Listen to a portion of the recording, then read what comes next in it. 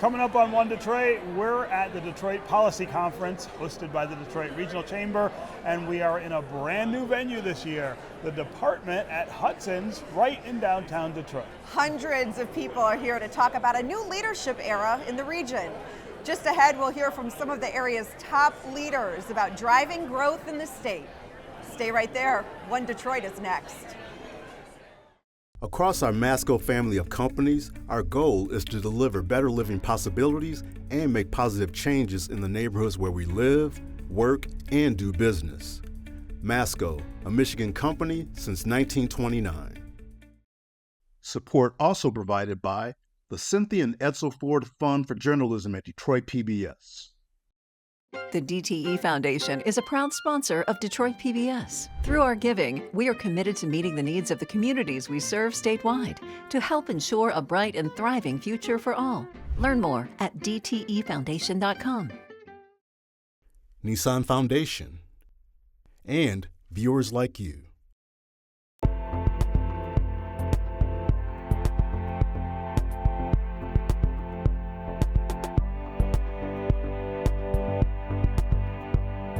Hey, I'm Stephen Henderson. And I'm Zoe Clark. One Detroit is coming to you this week from the Detroit Regional Chamber's Detroit Policy Conference. We are at the department at Hudson's right here in downtown Detroit. This year's conference theme is a new leadership era, which refers to all the major leadership transitions that are taking place in the Detroit region. The sessions are focused on the importance of collaboration among business, government, civic, and philanthropic leaders to make sure that we move Michigan forward. And that is the agenda this year, not just here in Detroit, but all over Michigan. Lots of transition taking place. It is a year of change, Stephen. Of course, we are beginning this year with a new mayor of Detroit, members of city council, but statewide, it will have huge repercussions for this region. Open race for governor, secretary of state, Attorney General, and a really competitive open U.S. Senate seat. Yeah, I can't remember the last time that you had so many things changing at once. That brings into focus all of our problems, right? What are the things that we want these new people to actually do once they get there? I feel like we're off to a little bit of a slow start on that conversation, but it's January. It's January. 9 months. It's a little cold. Yeah. We're all got to warm up into it. Yeah. Well, Stephen, as I mentioned earlier, we are here at the department at Hudson's.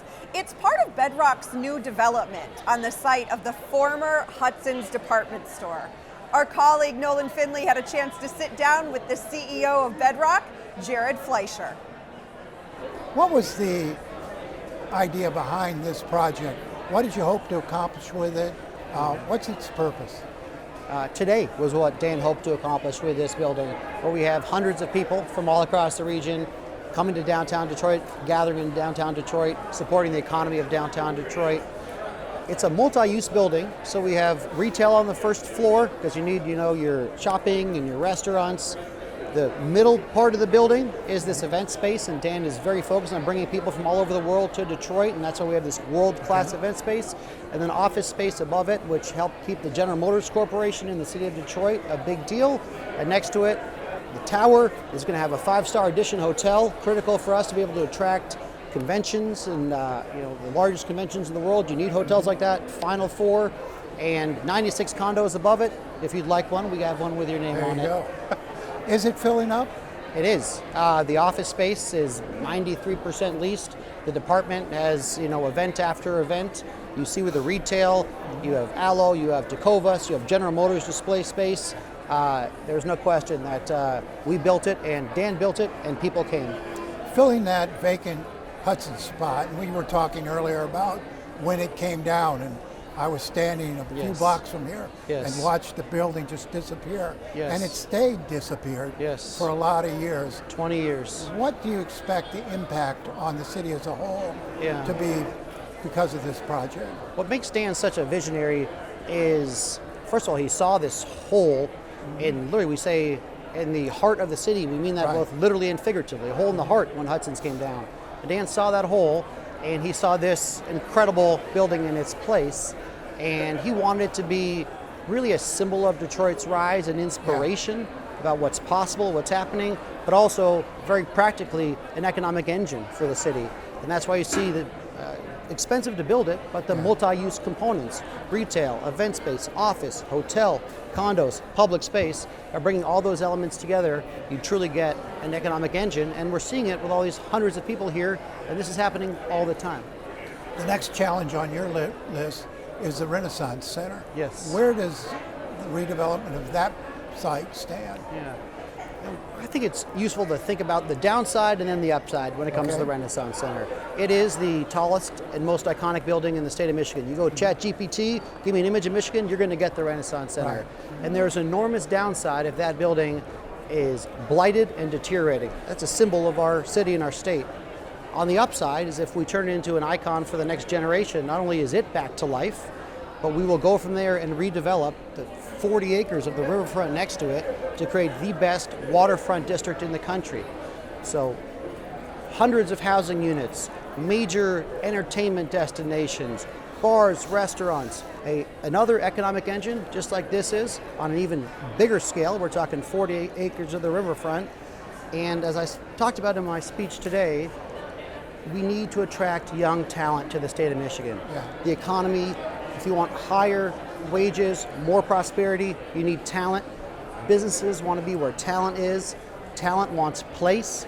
Just like we've done down here, if we build an extraordinary riverfront, an incredible place, we'll attract the talent and get the virtuous cycle of growth. So you all have $1 billion in that project. Yes. GM's got considerable. $250 million, and yes. you've got another 250 from local development. And that's really what we're waiting on. We're waiting on a little bit of partnership from the state of Michigan through the Brownfield program. And the beauty of the Brownfield program is, and Mike Duggan actually talked about this today, nobody's writing you a check.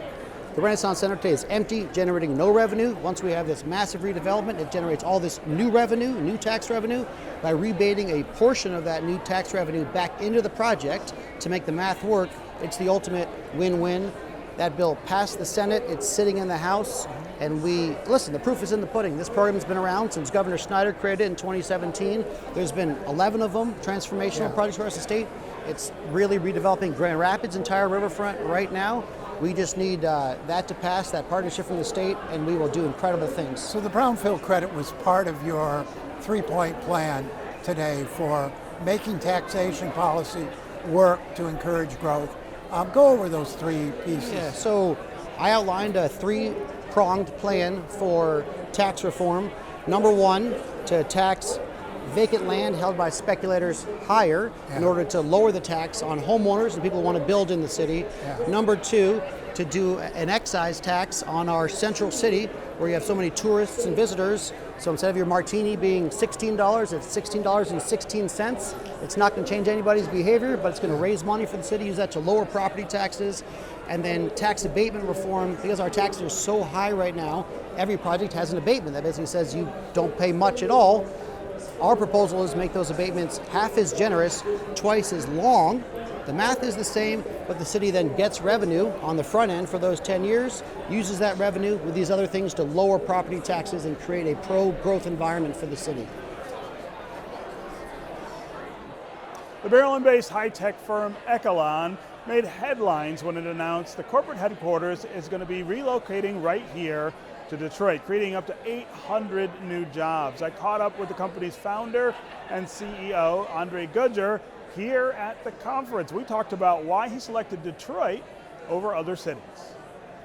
I want to talk to you about your business and what you guys do, but before we get to that, I just want to have you talk about this decision to move your business from Maryland, which is a state I know really well. I lived there for a long time, to Michigan. We don't hear a lot about people making that kind of decision. We hear from a lot of people that we're getting it wrong on business attraction and workforce development and all the things that people kind of look at when they try to relocate their business. So walk me through that decision on your part. That's a phenomenal question and a very complicated decision, to be honest with you.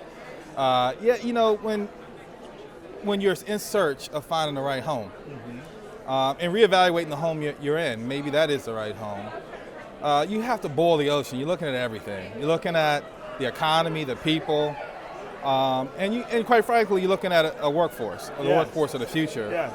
And I will tell you that in Michigan, there is a lot of right happening.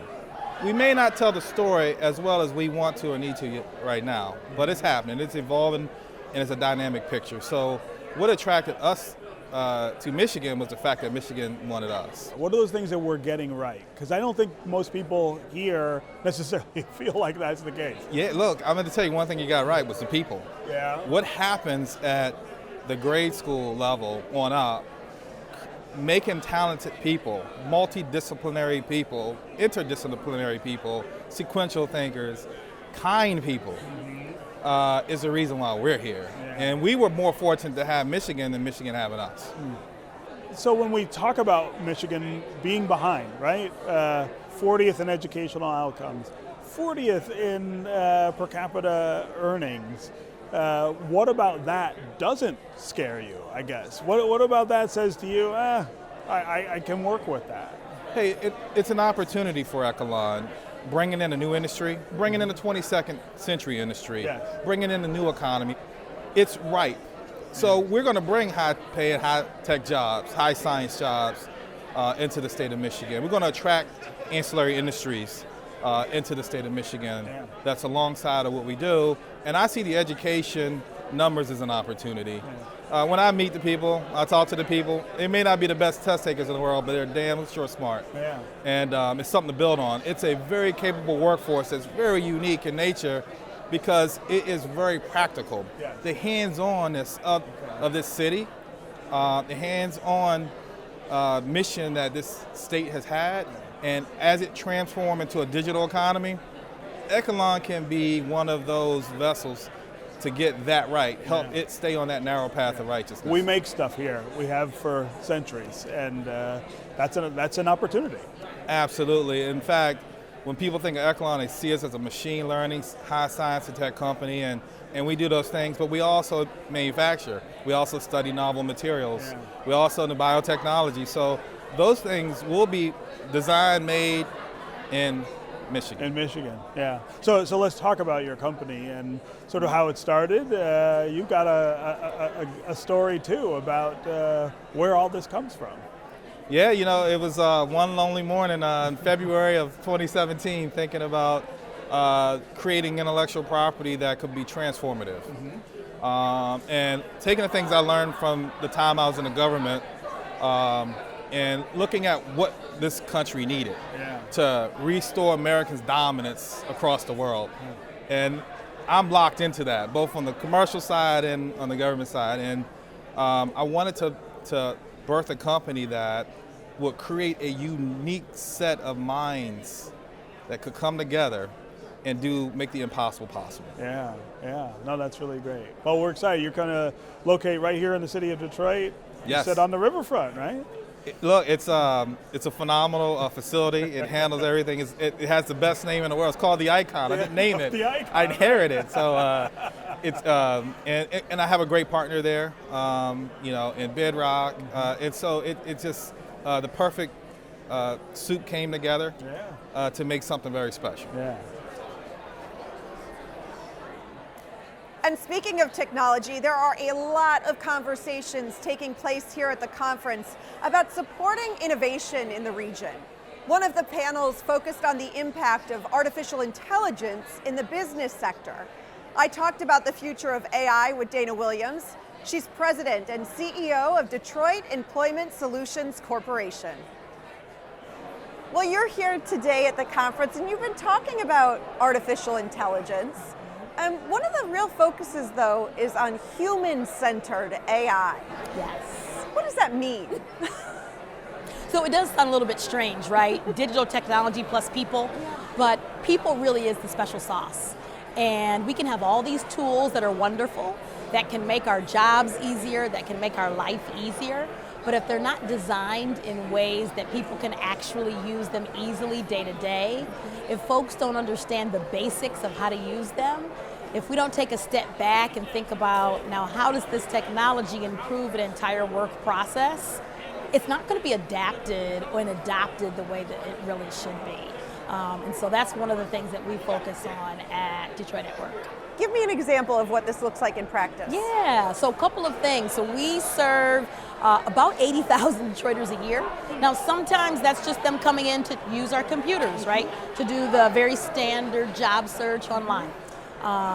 30,000 of those customers though come to us and need an actual service of some kind. They sit down and talk to a career coach.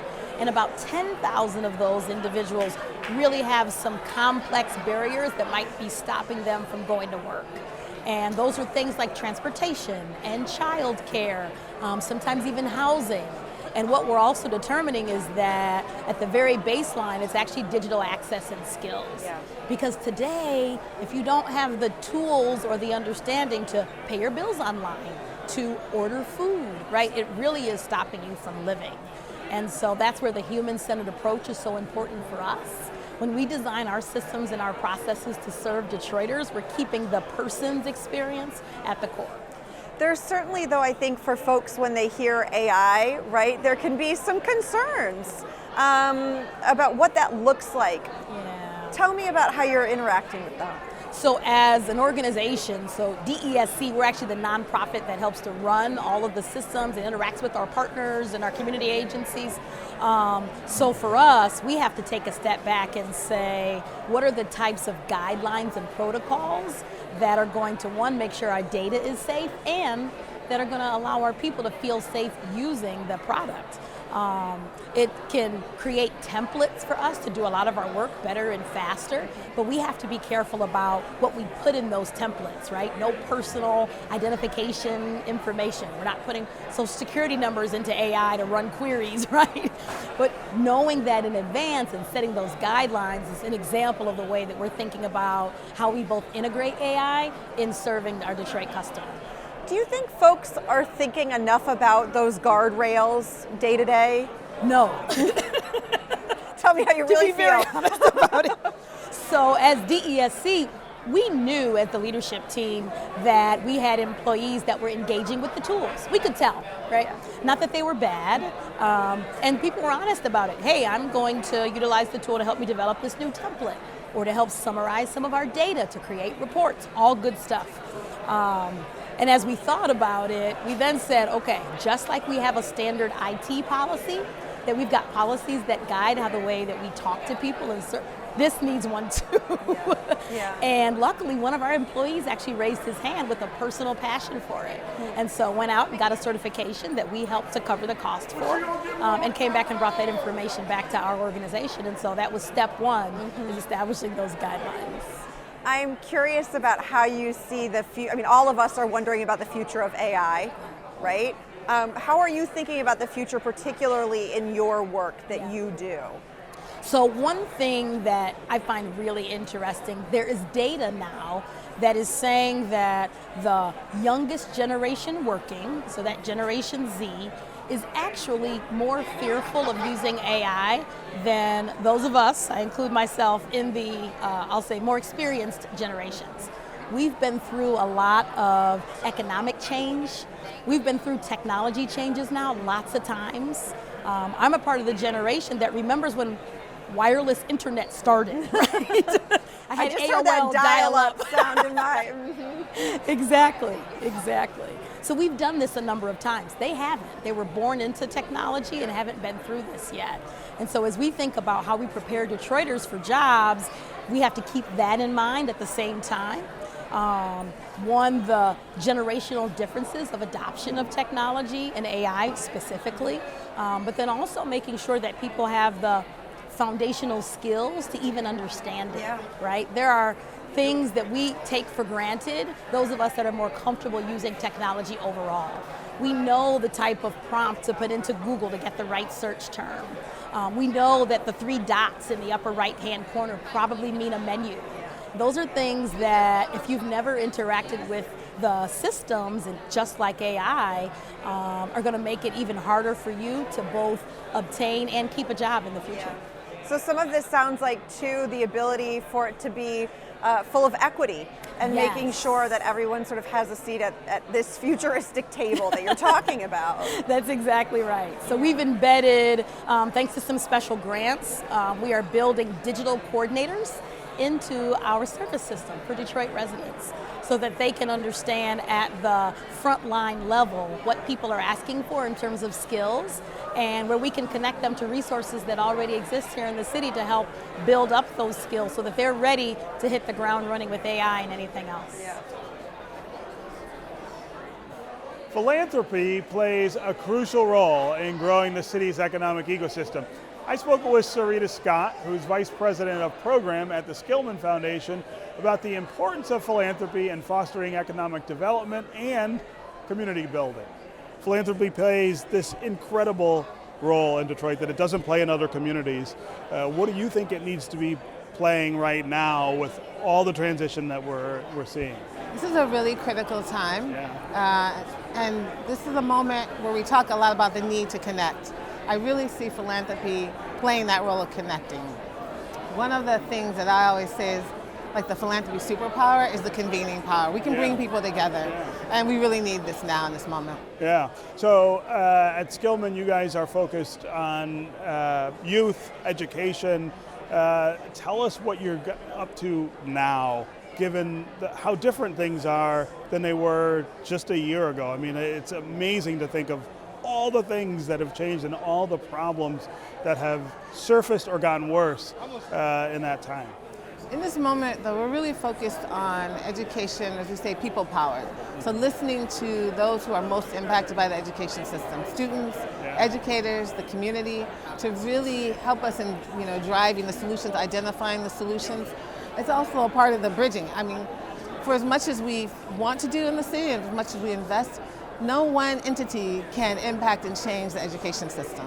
And it's really this moment that we need to remind everyone that education touches everything.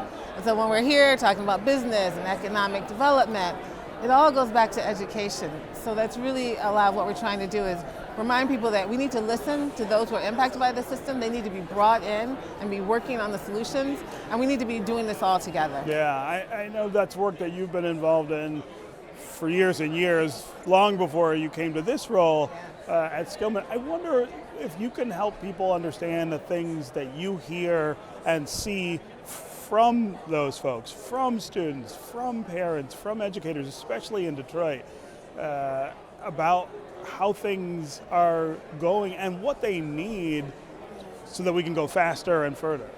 So there's so many challenges we know. I mean, so we talk a lot about the post-COVID and the COVID generation and the challenges. So we all know that mental health has been a lot of the issues that have been raised. Wow. We know that there's a concern about what's AI and how does AI look for the careers for the future, and how are we helping students be prepared for that?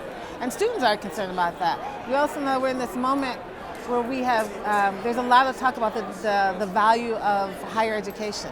And is that still worth it for students? So there's so many things that they're grappling with, and also just the rest of what's going on in the country. Right. I mean, and it has an effect on young people that I think we don't stop and think about all the time. Yes, and we need to, because they are experiencing it in such a different way, because it also then impacts the way they think about their future and what opportunities they have and what's possible. So there's so much that we need to do around helping them continue to think about the future. Just as we were talking about reminding ourselves, we will move out of this. Yeah. This will pass. Yeah, right. Everything does at some point, right? Exactly. We just got to survive.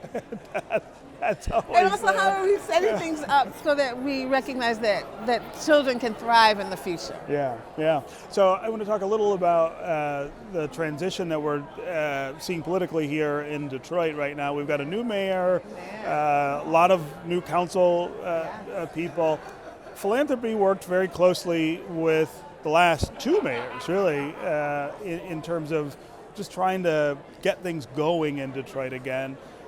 Is there a different role philanthropy will be asked to play for this new administration, or is it just kind of making sure everything's still standing up and moving forward? Well, to start, philanthropy has already expressed support for the new administration. Yeah. I mean, it is a historic time with Mayor Sheffield, Right. and we all want to see her succeed, because if she succeeds, the city succeeds, the region succeeds, the state succeeds.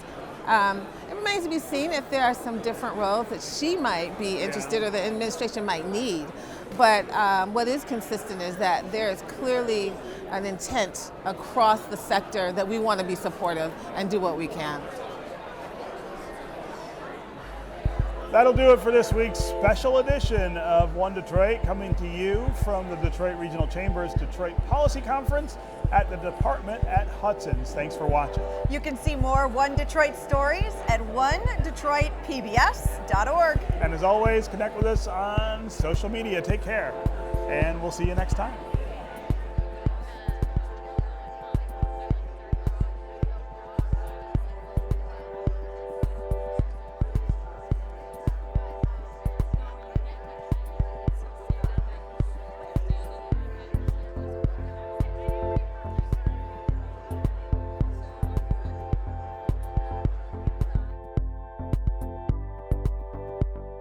Across our Masco family of companies, our goal is to deliver better living possibilities and make positive changes in the neighborhoods where we live, work, and do business. Masco, a Michigan company since 1929. Support also provided by the Cynthia and Edsel Ford Fund for Journalism at Detroit PBS. The DTE Foundation is a proud sponsor of Detroit PBS. Through our giving, we are committed to meeting the needs of the communities we serve statewide to help ensure a bright and thriving future for all. Learn more at dtefoundation.com. Nissan Foundation, and viewers like you.